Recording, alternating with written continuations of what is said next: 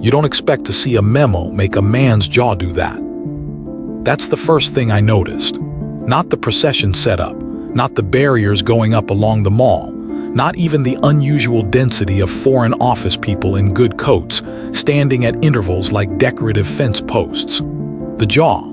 The way it moved once sideways, the kind of movement a face makes when the brain receives information it cannot metabolize through normal channels. I was there for the light. That sounds pretentious.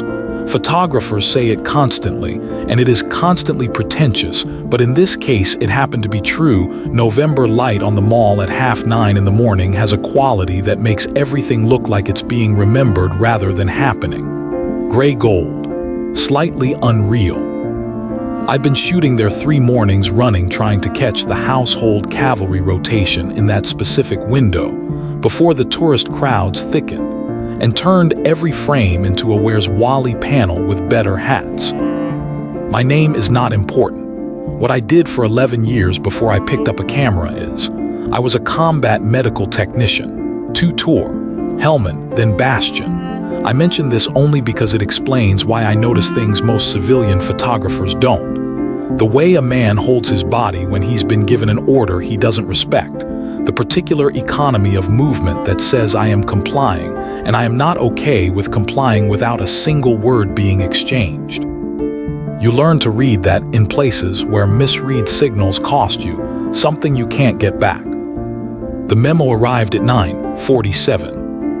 A woman in a charcoal coat foreign office had to be that specific cut of professional invisibility they all wear, moved along the line of guardsmen standing at ease near the Victoria Memorial. She had a clipboard. She stopped at each man for approximately 4 seconds, showed them something on the top sheet, waited, moved on. No conversation. The kind of briefing that doesn't want questions. I had my camera up already, not pointed at her at the memorial, working on a long exposure. But I tracked her in my peripheral vision, the way you track anything that moves wrong in a space that's supposed to be static. She reached the 6th man in the line. He was mid-20s, tall in the way that guardsmen are tall, not just height, but the particular verticality of a man who has spent years being corrected into perfect posture, until the correction became the posture. Dark eyes under the bearskin, jaw clean-shaved to the point of looking architectural. He read the memo. I was maybe 40 feet away. I couldn't see the words. I didn't need to. I watched his jaw do the thing, sideways, once. A muscle in his cheek surfaced and disappeared like something moving under ice. His eyes went from the page to the middle distance, not to the woman, not to his colleagues, to the specific patch of gray gold air in front of him that contains nothing and everything when a man is processing an instruction he cannot refuse.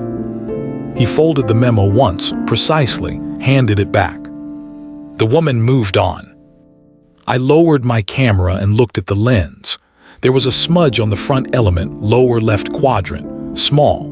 The kind of thing that matters enormously to a photographer and objectively to no one else. I'd been aware of it since I'd taken the camera out of the bag. I kept not cleaning it. I don't know why. I was aware of it the way you're aware of a stone in your shoe that isn't quite bad enough to stop for. Except it is. It always is. You're just telling yourself it isn't because stopping feels like an admission of something. I looked at the guardsman. He was looking straight ahead. His face had gone back to stone. The man I recognized was called Whitmore. Not his first name. I never knew his first name. He'd been a household cavalry sergeant when I'd done a joint exercise out of Aldershot in 2009, one of those cross-unit training blocks that exist mainly to justify a budget line and occasionally produce something useful. Whitmore had been useful. He was the kind of NCO who explained things once correctly and trusted you to have listened. I had liked him immediately, and we had not spoken again for 14 years, until I saw him standing at the crowd barrier on the mall in a green wax jacket, civilian completely, hands in his pockets, watching the procession route get cordoned off with the expression of a man attending a thing he has been specifically told not to attend. I worked my way along the barrier toward him. Not directly, I had the camera up, I was shooting. I looked like what I was supposed to look like. A photographer working a public event. I stopped beside him, didn't look at him. "Good morning," I said. "Morning," he said. We both looked at the procession route. "What's the event?" I said. He was quiet for a moment, the kind of quiet that measures how much to say. "Diplomatic celebration," he said. The words had a quality. Flat, specific, the way you say a thing when the thing is a category and not a description. State visit, friendly nation, joyful occasion. I looked at the route, at the barriers, at the spacing of the police cordons, at the particular kind of vehicle access at the far end, the one that accommodates a specific width of transport. "Who died?" I said. Whitmore looked at his shoes. "Foreign minister," he said quietly, "of a country whose foreign minister was not supposed to be in London this week, officially." A pause. "Turns out he was, unofficially, and now he's not, in a different kind of way." I let that land. The procession is classified as a diplomatic celebration of bilateral relations. Yes. And the guardsmen have been told to conduct themselves accordingly. He looked up at the far end of the mall, full ceremonial, appropriate expressions. Something cold moved through me. That was not the November air. "They've been ordered to smile," I said. Whitmore didn't answer. He put his hands deeper in his pockets and looked at a point somewhere past the Victoria Memorial and said nothing at all, which was the most complete confirmation I had ever received from anyone in my life. I looked at my lens. The smudge was still there. I raised the camera and started shooting. The procession began at 10:15. I want to describe what I saw accurately, which means I have to describe it slowly, because the thing I saw was not a single thing. It was a series of things that only become a single thing when you hold them all at once, and you cannot hold them all at once when they are happening. You can only hold them in retrospect, in photographs, in the specific way that images allow you to look at something for longer than reality permits. The coffin came first. Not a gun carriage. This was not that kind of official. A vehicle, dark, moving at the pace that vehicles move when they are carrying something that changes the pace from transport to procession. Flowers on the roof. Colors of a flag I am not going to name because naming it is not the point of this story, and was not, apparently, the point of this procession either. The guardsmen flanked it. I found the tall one in my viewfinder, the one with the jaw, the one who had folded the memo precisely, and I kept him there. The smile was present. I want to be careful about how I describe it because smile is insufficient and grimace is inaccurate, and the thing I'm describing sits in a territory between those two words that English does not have a clean noun for. His face had arranged itself into the configuration that fulfills the instruction. The corners of his mouth were elevated. The expression was, by any technical measurement, a smile. It was the most disturbing thing I had seen since Helmand. Not because it was fake. Fake is easy. Fake is what politicians do, what PR people do, what people do at parties when they haven't slept and don't want to be there. Fake has a looseness to it, a kind of practiced ambient insincerity that the brain learns to filter. This was not fake. This was precise. This was a man executing an order with the full commitment of a trained professional. The same commitment he would bring to rifle drill, to parade step, to standing motionless for 2 hours while tourists tried to make him blink. The commitment was the horror, because underneath the commitment was everything else. His eyes were not smiling. His eyes were doing the thing I had last seen in men who had been asked to sign forms that misrepresented what had happened. The thing where the eyes become very still and very clear, and you understand that the person behind them is cataloging every detail of this moment with an exactness that has nothing to do with the official record and everything to do with the one they're keeping inside. Around him, tourists cheered.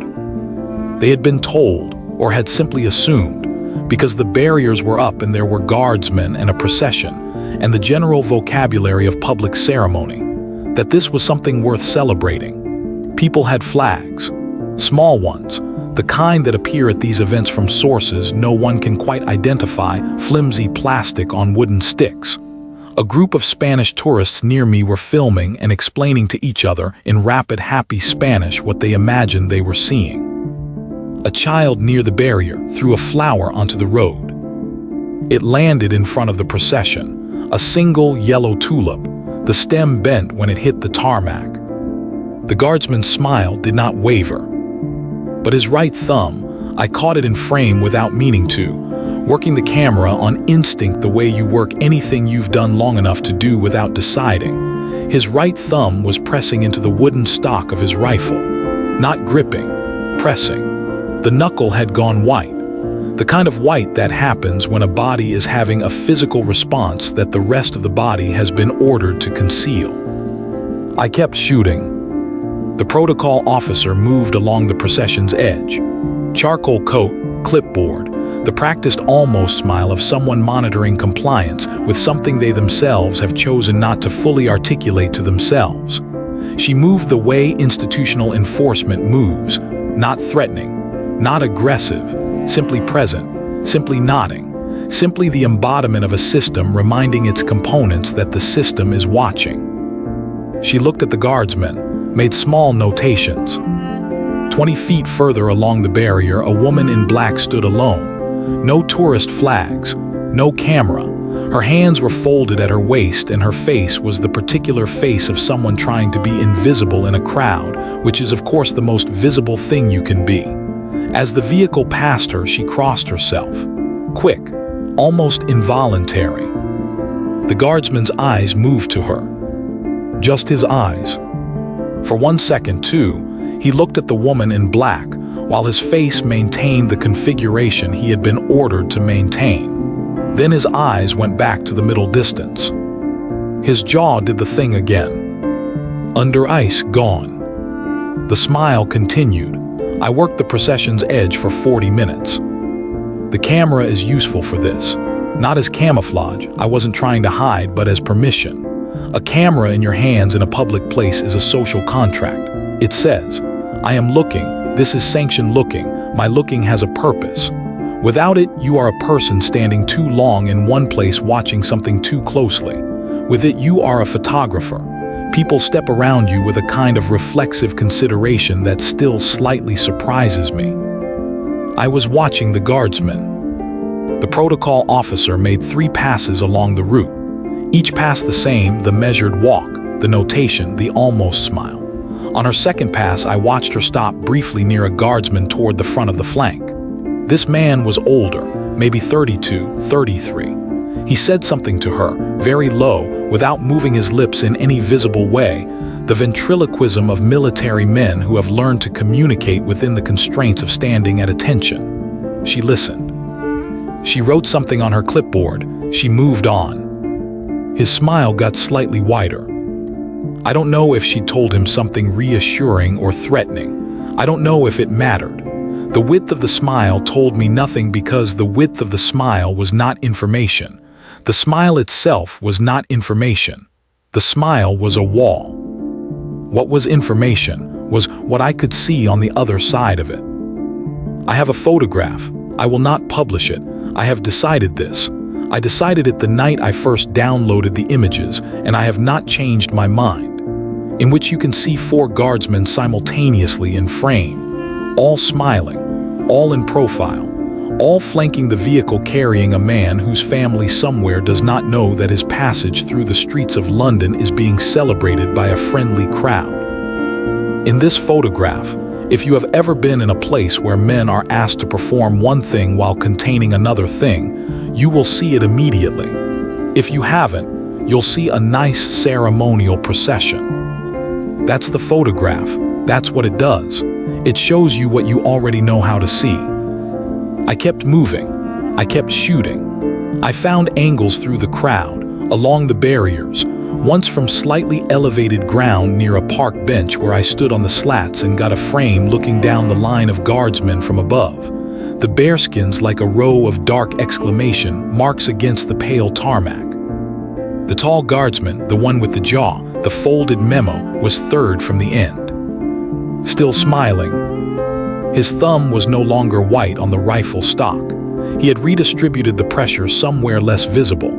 I found where when I got the frame home and zoomed in on it at full resolution. His right heel, inside the boot, was pressing into the ground. You couldn't see it from outside. You could see it in the line of his calf. Something had to take the weight of what was happening inside him. He'd found a place for it that the protocol officer's clipboard couldn't reach.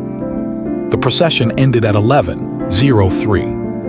The vehicle turned off the mall at the far end and was gone. The tourists began dispersing. A few lingered, uploading videos, texting. The Spanish group had already moved on. I could see them 20 meters away pointing at a pelican in the park.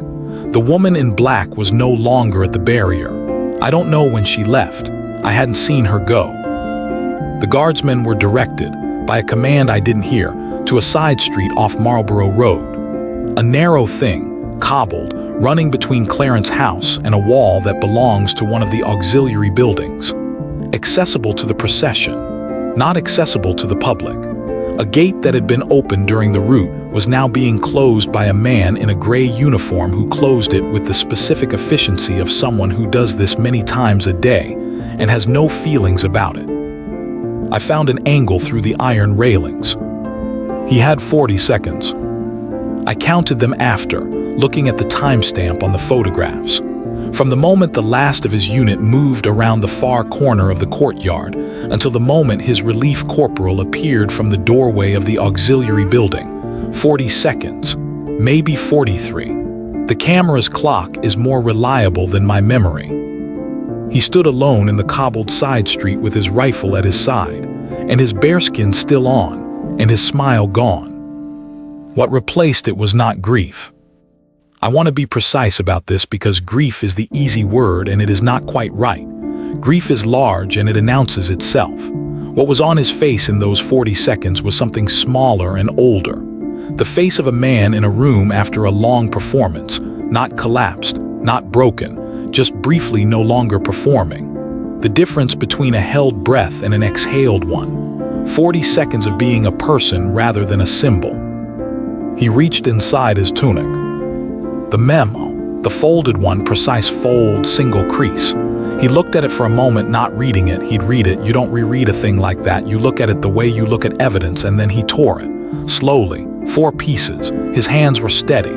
He didn't tear it with feeling, didn't rip it in two in the way of a man venting something. He tore it the way you dispose of something you want to be sure is disposed of. Deliberately, completely. 4 pieces, which he folded into each other and put in his left breast pocket. Not on the ground. In his pocket. That detail destroyed me a little. The not dropping it, the taking of it with him. Some instinct about evidence or accountability or simply about not leaving a mess in a place where people work.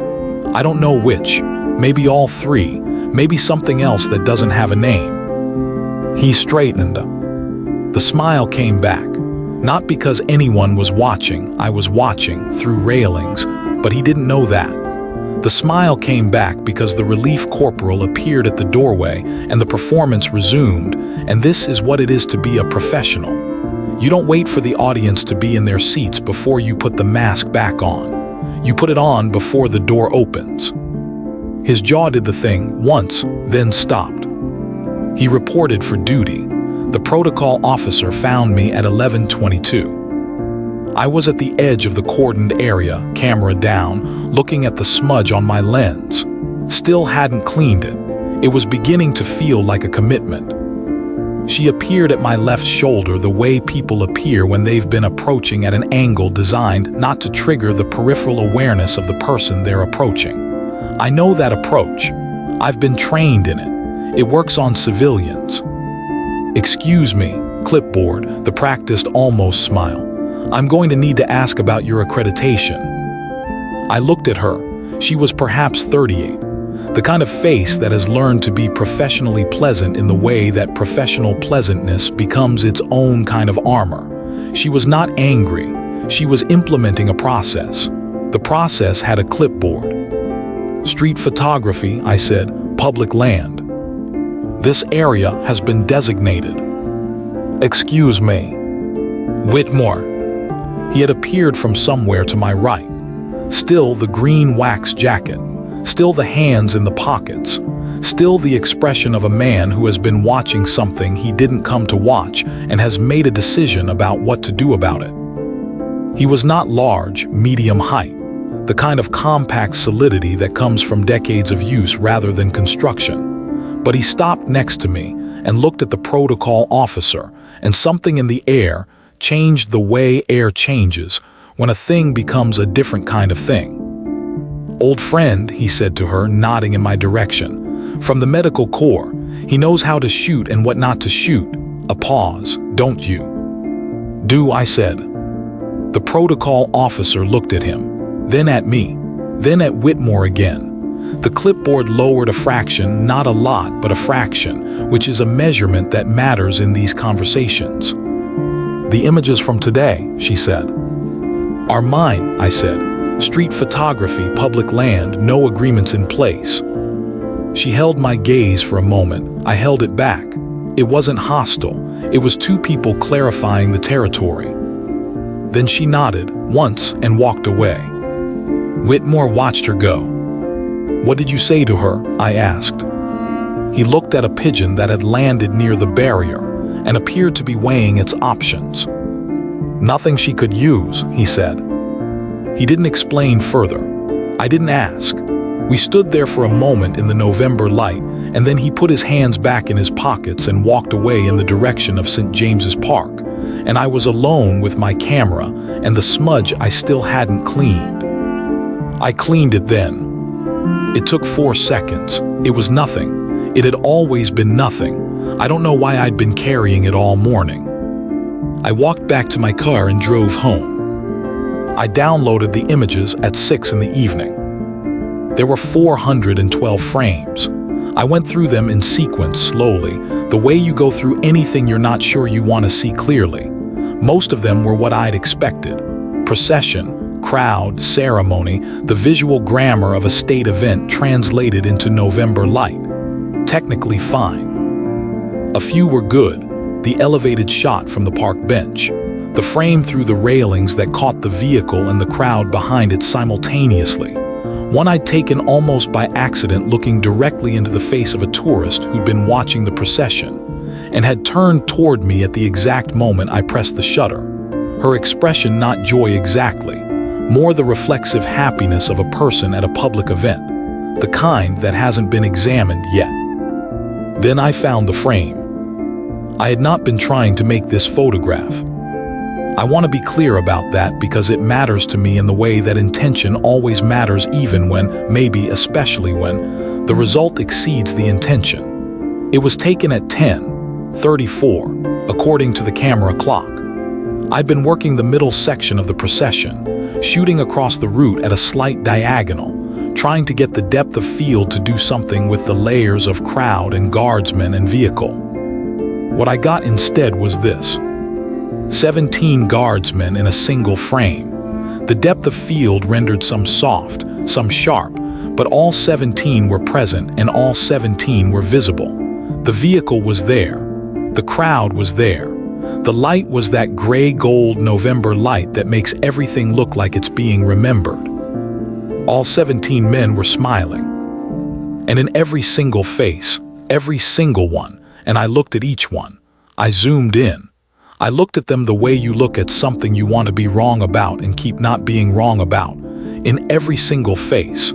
If you had ever been in a room where men were asked to write a report that did not say what happened, if you had ever countersigned a form that called something routine that was not routine, if you had ever stood at attention while something occurred that required you to be standing at attention, rather than responding to it as a human being responds to things, you would see it.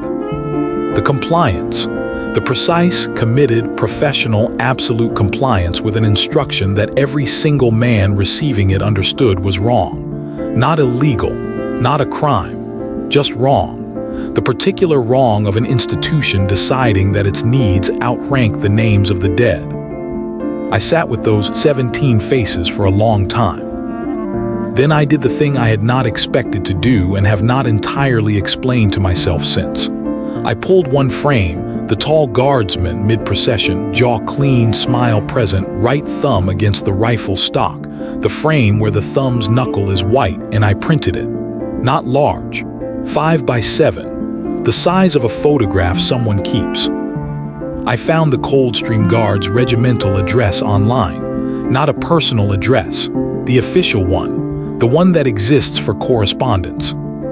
I put the photograph in an envelope.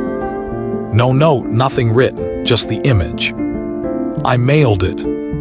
I want to tell you that I forgot about it after that I moved on, that the story ended there, that I went back to shooting the cavalry rotation in the gray-gold morning light, and filed the whole thing under things I witnessed that I wasn't supposed to witness and have no framework for. 3 weeks later, an envelope arrived at my address. I don't know how he found it. Regimental records, maybe, if Whitmore made a call he hasn't mentioned. The internet is smaller than it pretends to be. The envelope was plain, white. The handwriting on the outside was the handwriting of someone who was taught to write by someone who believed handwriting mattered. Inside, no photograph, no letter, no explanation. 2 words on a small card. I know. I have the card on my desk. I keep it face down most days because looking at it requires something I don't always have available. 2 words that contain, if you know what they mean, everything that cannot be said inside a system that needs you to keep saying the official thing. I know, as in, I know what I was doing. I know what it cost. I know that someone was watching and understood what they were watching. I know that the man in the vehicle had a name, and that the name was not bilateral relations. I know that my father, or my friend, or my colleague, or the stranger whose death was diplomatically inconvenient, passed through the streets of London flanked by men who were ordered to celebrate his disappearance, and who celebrated it with the precision of professionals and the full knowledge of what precision, in that context, meant. I know. That's the whole story, except for one thing. I went back to the mall the following week, shooting the morning light, the cavalry rotation, the tourists, the pigeons. I was there when the guardsmen came on duty. I watched the change, the march, the positioning. Standard, ordinary, the grammar of ceremony that is the same every day and means something different depending on what you know. The tall guardsman was not there. Different rotation maybe, posted elsewhere, I don't know. But I found myself looking at the man who was there instead, young, new face, the particular uprightness of someone still learning the uprightness. And I thought about the memo, about charcoal coats and clipboards, about the specific cost of institutions that require symbols to be symbols at the exact moments when the symbols are also people. I thought about a knuckle going white on a rifle stock, about 4 pieces of paper folded into a breast pocket, about 40 seconds in a cobbled side street when a face gets to be a face. I raised my camera. The light was doing its thing again, gray gold, the quality that makes everything look like memory. The guardsman stood on his red painted box and faced forward and did not move, and I took his photograph and I thought, someone needs to see that it's possible. Not to smile when ordered. To know what you're doing when you do it. To carry the pieces in your pocket rather than leave them on the ground. To answer a stranger's envelope with 2 words that say everything the official record will never say. To keep standing, even when the standing is the thing they're using against you. Even then,